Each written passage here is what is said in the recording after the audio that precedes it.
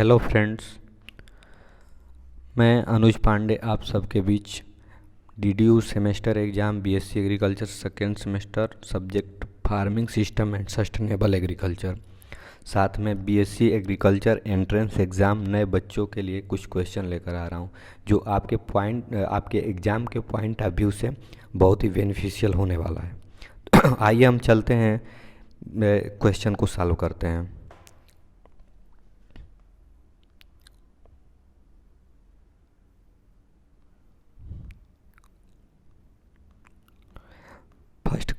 First question है, अधिकतम pesticide प्रयोग होता है। अधिकतम पेस्टिसाइड किस में प्रयोग होता है? हमारे काटन में प्रयोग होता है। काटन की जो क्रॉप होती है उसमें सबसे ज़्यादा पेस्टिसाइड यूज होता है। और नेक्स्ट क्वेश्चन है, धान में खैरा रोग किसकी कमी से होता है? तो जैसा कि आप लोग जानते होंगे, धान में खैरा रोग जिंक की कमी से होता है। तो ऑप्शन नंबर यहाँ पे बी सही हो जाएगा।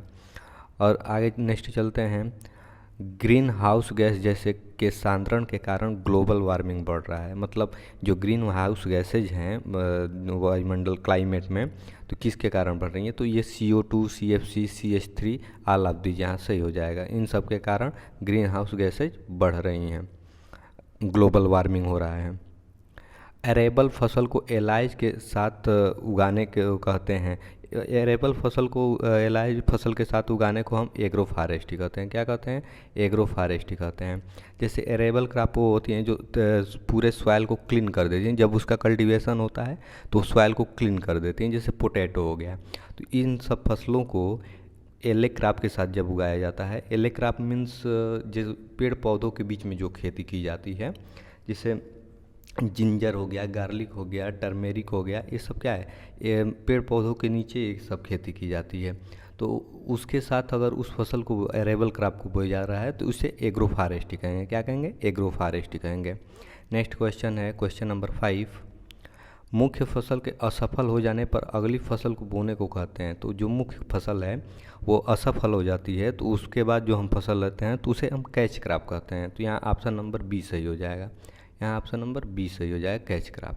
तो कैच क्रॉप क्या होती है? जो मुख्य फसल हमारी कोई बोई है, जैसे धान मुख्य फसल है, बोई गई है, वो फसल ड्रॉट के कारण फेल्योर हो गई, उसके बाद हम गेहूं लेते हैं। तो गेहूं और क्रॉप फेल्योर होने के बीच में जो हमारा समय बचेगा, उसमें अगर हम कोई फसल ले लेते हैं, जैसे राई, एक आयल सीड क्रॉप है, राई ले लेते हैं, तो उसको हम कहेंगे कैच क्रॉप। तो हम कैच कर लिए एक नेक्स्ट क्रॉप को। Next question number 6, Indian Institute of Farming System. तो Indian Institute of Farming System Meerut में इस्टेब्लिश है, और यह ऑप्शन नंबर यहाँ पे बी सही हो जाएगा। नेक्स्ट क्वेश्चन देखते हैं, विश्व खाद्य दिवस कब मनाया जाता है? विश्व खाद्य दिवस 16 जुलाई को मनाया जाता है। कब मनाया जाता है? विश्व खाद्य दिवस 16 जुलाई को मनाया जाता है। Option number 7। नेक्स्ट क्वेश्चन है, NPK पौध पोषण में आवश्यक है। जो NPK होता है किसके लिए आवश्यक है? तो NPK एक माइक्रो न्यूट्रेंट है। यहाँ पे micro nutrient element, option number C सही हो जाएगा। क्वेश्चन नंबर 8 का option number C micro nutrient है। नेक्स्ट क्वेश्चन पे आते हैं, भारत का कुल कृषि क्षेत्रफल है। भारत का कुल कृषि क्षेत्रफल 143 मिलियन हेक्टेयर है। कितना है? 143 million hectare. Option number A सही हो जाएगा, जहाँ पे मुख्य रूप से भारत में खेती होती है 143 मिलियन हेक्टेयर पे।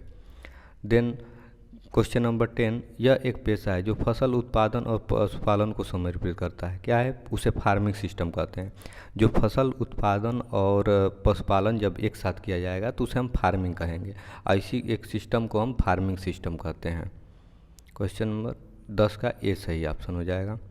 क्वेश्चन नंबर 11 पे आते हैं, जहाँ फसल पूरी तरह वर्षा पे आधारित होती है, उसे हम क्या कहेंगे? तो उस कंडीशन को हम ड्राई फार्मिंग बोलते हैं। क्या कहते हैं? Dry farming. जो वहाँ पे वो फसल पूर्ण रूप से वर्षा पे ही आधारित होती है। देन क्वेश्चन नंबर 11 पे चलते हैं। 11 हो गया, 12 पे चलते हैं। रेंचिंग क्या है? रेंचिंग का अर्थ, रेंचिंग मीन्स क्या होता है? प्राकृतिक वनस्पति का पशुओं द्वारा चराई जो होती है वो रेंचिंग कहलाती है। मतलब जो पशु चारागाह में चरते हैं प्राकृतिक वस्तुओं को, जैसे कह सकते हैं हाथी चरती है, जिराफ चरता है, ये सब रेंचिंग कहलाता है। क्या कहलाता है? रेंचिंग कहलाता है। क्वेश्चन नंबर 13 पर चलते हैं, एक वर्ष में एक ही भूमि पर दो या दो से अधिक फसल उगाना क्या कहलाता है? तो एक वर्ष में अगर एक ही भूमि पर दो या दो से अधिक फसल उगाई जा रही है तो उसे हम मल्टीपल खेती कहते हैं, मल्टीपल क्रॉपिंग कहते हैं। जैसे एक कोई लैंड है, उस पे हम दो फसलें ले रहे हैं या उससे अधिक फसलें ले रहे हैं, तो उसे हम क्या कहेंगे? बहुफसली खेती कहेंगे। नेक्स्ट क्वेश्चन आते हैं, जब भूमि सीमित हो तो कौन सी क्रॉपिंग अपनाई जाती है? तो जब भूमि सीमित होती है तो हम वहाँ इंटेंसिव क्रॉपिंग अपनाते हैं। क्या? सघन खेती। वहाँ पे ज़्यादा से ज़्यादा फसलों को हम लेते हैं। जैसे भूमि सीमित है तो वहाँ किसानों की आय बढ़ाने के लिए वहाँ पे इंटेंसिव फार्मिंग करेंगे। नेक्स्ट क्वेश्चन है, एक विशिष्ट फार्म का दक्ष फसल प्रणाली निर्भर करता है। तो जहाँ एक special particular farming cropping system होगा, इफ़िशिएंट क्रॉपिंग सिस्टम, तो वहाँ पे क्या करेंगे हम? वहाँ पे सभी संसाधन, farm resource, farm enterprise, farm technology, all of this का प्रयोग दक्षतापूर्वक इफ़िशियंसी आएगी वहाँ प्रयोग करेंगे। तो यहाँ क्वेश्चन नंबर 15 का ऑल ऑफ दिस सही हो जाएगा। नेक्स्ट क्वेश्चन आते हैं, भारतीय कृषि अनुसंधान परिषद स्थित है। तो आप लोग जानते हैं ICAR क्या है? ICAR एक एग्रीकल्चर रिसर्च काउंसिल है जो नई दिल्ली में स्थित है। इसकी स्थापना 16 जुलाई 1929 को हुई थी। नेक्स्ट क्वेश्चन, इसका आंसर हो जाएगा डी। नेक्स्ट क्वेश्चन पे चलते हैं, आधुनिक फसल उत्पादन तकनीक फसल उत्पादन को काफ़ी बढ़ाया किंतु उत्पन्न किया क्या? जो हमारा आधुनिक तकनीकी फसल उत्पादन है ये काफ़ी हद तक भूमि की अवक्रमण समस्या, फार्म उत्पादन, पेस्टिसाइड का जहाँ प्रयोग होता है और वातावरणीय और जल प्रदूषण को यह बढ़ाया। क्वेश्चन नंबर 17 का यहाँ पे डी सही हो जाएगा। 17 का यहाँ पे डी सही हो जाएगा। सभी चीज़ को आधुनिक खेती जो है सभी चीज़ को बढ़ा दी, समस्या, पेस्टिसाइड की समस्या, प्रदूषण, ETC एक्सेट्रा। नेक्स्ट क्वेश्चन है, स्थायित्व सूचकांक क्या है? सस्टेनेबिलिटी का इंडेक्स क्या है जो इंडिकेट करता है? तो क्या है? प्रोडक्टिविटी है, टोटल फैक्टर प्रोडक्टिविटी है। और यहाँ पे क्वेश्चन नंबर डी में ऑल ऑफ दिस सही हो जाएगा। क्वेश्चन नंबर 18 का all of this. Question number 19 देखते हैं, संरक्षित खेती व्यवस्थित करने का दृष्टिकोण है। तो यहाँ पे जो हम कंजर्वेशन एग्रीकल्चर करेंगे इसका दृष्टिकोण क्या है? Agro ecosystem. क्या है? एग्रो इकोसिस्टम है। यहाँ पे agro ecosystem, option number D सही हो जाएगा। क्वेश्चन नंबर 20 पे आते हैं, फार्मिंग सिस्टम में समाहित है। फार्मिंग सिस्टम में क्या है? वहाँ crop production, live stock farming, sericulture etcetera, ये सारी चीज़ें क्या किस में आ जाएंगी? फार्मिंग सिस्टम में आ जाएंगी। तो ऑप्शन नंबर यहाँ पे डी सही हो जाएगा। अब आते हैं क्वेश्चन नंबर 21 पे, निर्वाह प्रमुख उद्देश्य, subsistence is important objective of. जो सब्सिस्टेंस क्या है? मिक्स्ड फार्मिंग क्या है? इसी से लोग अपने आप को मतलब निर्वाहित रखते हैं। जैसे कम लैंड है तो हम क्या करेंगे? ज़्यादा से ज़्यादा फसलें करेंगे, बोएंगे, तो ये मिक्स्ड फार्मिंग। जैसे पशुपालन भी कर लेंगे, मछली पालन भी कर लेंगे, देन क्रॉप प्रोडक्शन भी कर लेंगे, देन मधुमक्खी पालन भी कर लेंगे। ये सब सारी चीज़ें समाहित करते हुए तो निर्वाह खेती के मिश्रित खेती में आ जाएंगे। एक चीज़ आपको समझना चाहिए मिक्स्ड फार्मिंग और मिक्स्ड क्रॉपिंग में। तो मिक्स्ड फार्मिंग में एनिमल हस्बेंड्री और क्रॉप प्रोडक्शन सारी चीज़ें आ जाएंगी, लेकिन मिक्स्ड क्रॉपिंग में ओनली क्रॉप प्रोडक्शन आएगा। देन हम समझते हैं इसका ऑप्शन हो जाएगा 21 का बी। 21 का बी, यहाँ बी सही हो गया। मिश्रित खेती क्या है? मिश्रित खेती क्या है? फसल उत्पादन और पशुपालन। जैसा कि मैंने बताया नेक्स्ट क्वेश्चन में कि मिक्स्ड फार्मिंग क्या है? क्रॉप प्रोडक्शन और लाइव स्टॉक फार्मिंग, ये दोनों क्या है? मिक्स्ड फार्मिंग के अंतर्गत आता है। और मिक्स्ड क्रॉपिंग में ओनली क्रॉप प्रोडक्शन होता है। देन इस 22 का ऑप्शन हो जाएगा option number B. Then next question है, प्रणाली का अर्थ भागों को व्यवस्थित करना है जो लागत की प्रक्रिया को निम्न में परिवर्तित करता है। तो इसका आउटपुट हो जाएगा, प्रणाली का अर्थ भागों को परिवर्तित करना है जो लागत की प्रक्रिया में निम्न में परिवर्तित करता है। तो जो आउटपुट हमारा आता है वही तो है। तो ये ऑप्शन हो जाएगा 23 का बी, यहाँ 23 का बी हो जाएगा। नेशनल सेंटर फॉर ऑर्गेनिक स्थित है। तो नेशनल सेंटर फॉर वो ऑर्गेनिक फार्मिंग कहाँ स्थित, इसे शॉर्ट में NCOF बोलते हैं, और यह गाज़ियाबाद में स्थित है। कहाँ पे स्थित है? गाज़ियाबाद में स्थित है। ऑप्शन नंबर सी सही हो जाएगा। 24 ऑप्शन नंबर सी सही हो गया। 25 नंबर क्वेश्चन देखते हैं, खेती में सौर ऊर्जा को काम में लाने की विधि का रूप है। तो यहाँ पे थोड़ा ये क्वेश्चन डाउट में है, आप सब देख सकते हैं। तो इस हम जहाँ तक लग रहा है इसमें इकोनॉमिक पार्ट या क्वेश्चन नंबर 25 का सी भी सही हो सकता है। नेक्स्ट क्वेश्चन देखते हैं, कौन सी तकनीक प्राकृतिक संसाधन और वातावरण के गुणवत्ता को संरक्षित करता है? तो यहाँ पे जो 26 नंबर क्वेश्चन है, इसका ऑप्शन नंबर सी सही हो जाएगा। तो 26 नंबर का ऑप्शन नंबर सी सही हो जाएगा। और इसका फुल फॉर्म है लो एक्सटर्नल इंटेंसिव सस्टेनेबल एग्रीकल्चर।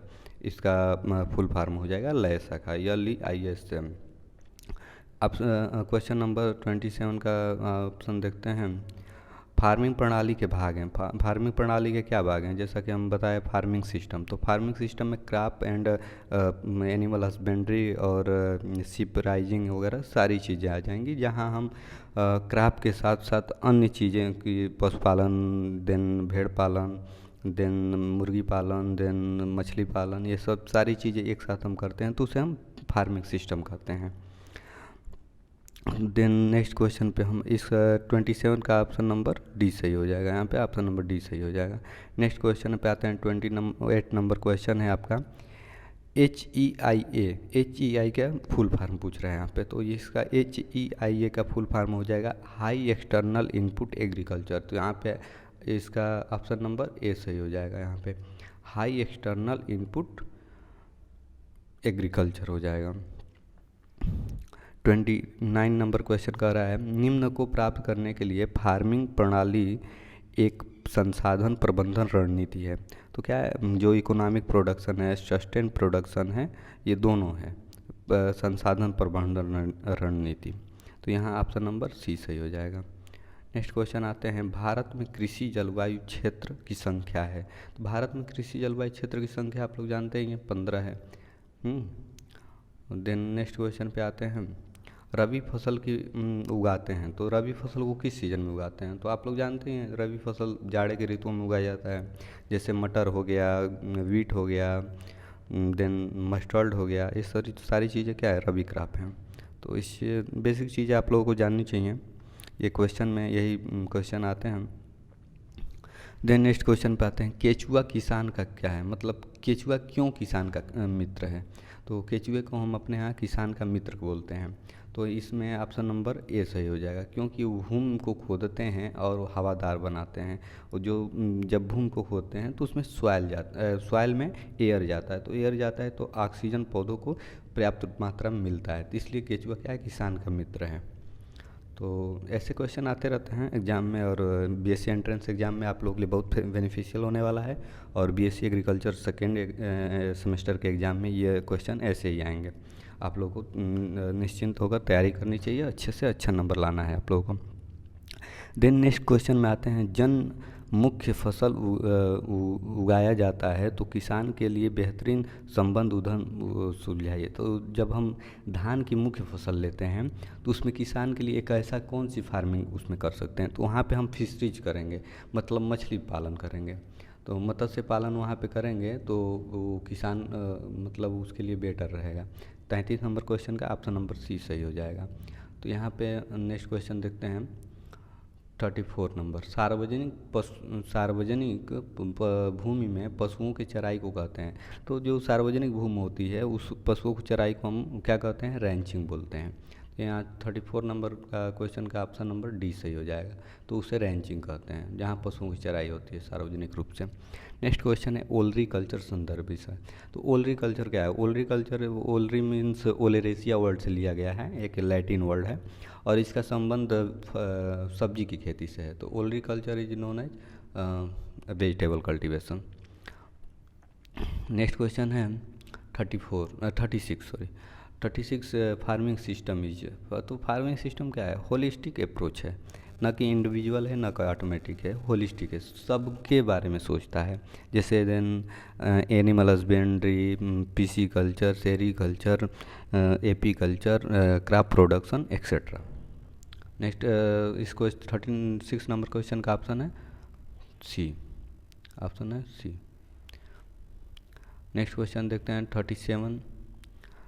एक ही भूमि पर दो या दो से अधिक फसल को एक निश्चित पंक्ति व्यवस्था में उगाना। तो जो एक ही भूमि पर दो या दो से अधिक फसल हम उगाते हैं तो उसे हम इंटरक्रॉपिंग करते हैं। एक जब बात आ जाएगी निश्चित पंक्ति व्यवस्था में तो वहाँ हम इंटरक्रॉपिंग करते हैं। अगर वो निश्चित पंक्ति व्यवस्था नहीं रहती तो वहाँ मिक्स्ड क्रॉपिंग करते हैं हम। तो को ये 37 नंबर का ऑप्शन हो जाएगा सी, 37 नंबर का ऑप्शन हो जाएगा सी।